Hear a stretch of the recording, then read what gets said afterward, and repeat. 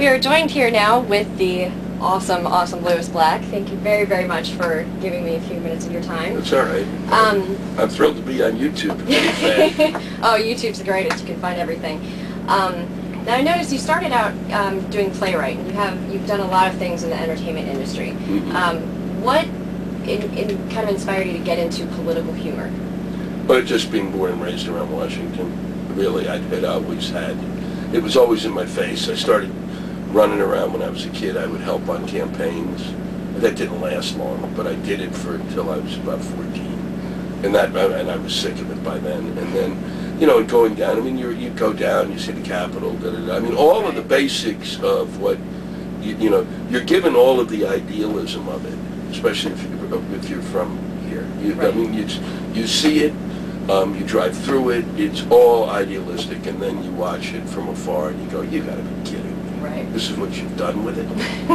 Now actually on that topic, obviously you've done a lot of touring throughout the United States and everything. Do you feel that there's actually more or less tolerance as far as like diversity with religion and race and that kind of thing in the DC area or in other parts of the United States? Do you think that we're... I think there's in my lifetime there's more tolerance in the DC area, but then again there's also been more of let's push the black neighborhood into another square where they can't have access to transportation. So there's an institutionalized thing that's going on that's a little weird. But in terms of my old neighborhood is now, when I was a kid there was like a class of 512 and there were maybe 4 black students, maybe, I may be wrong, maybe 12, maybe 15, and then you look at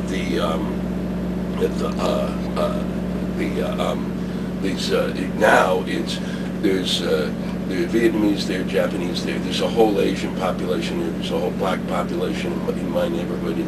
It's a mix now. It's a totally mixed neighborhood, right? And that's pretty impressive. One of the guys who's interviewing me today was saying, there's certain areas of the country that are now just kind of like all white and all black and all this and all that. Right.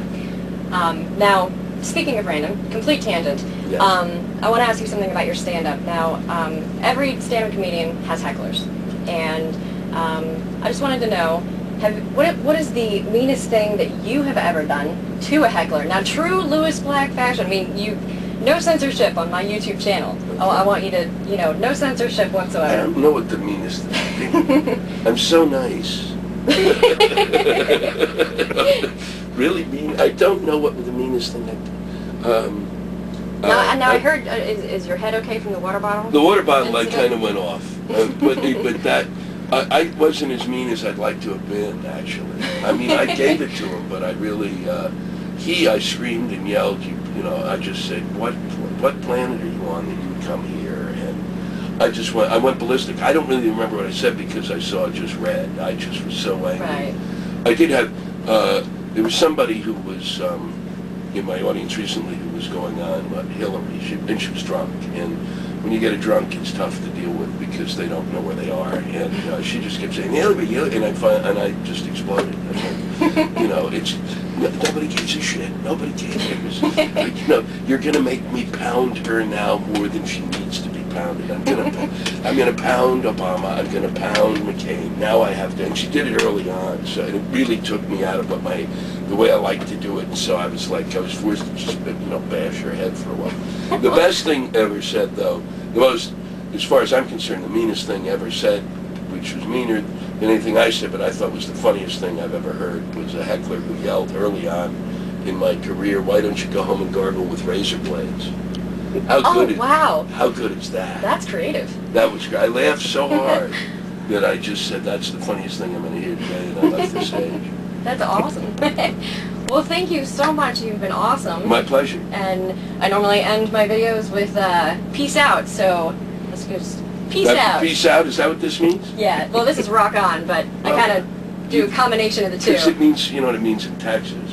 What does it mean in Texas? Book 'em horns. Oh. How sad is, because people are doing this all the time. They do things all wrong. They got Starbucks here, Starbucks here. Yeah. Well, peace out. Peace out. Or pizza.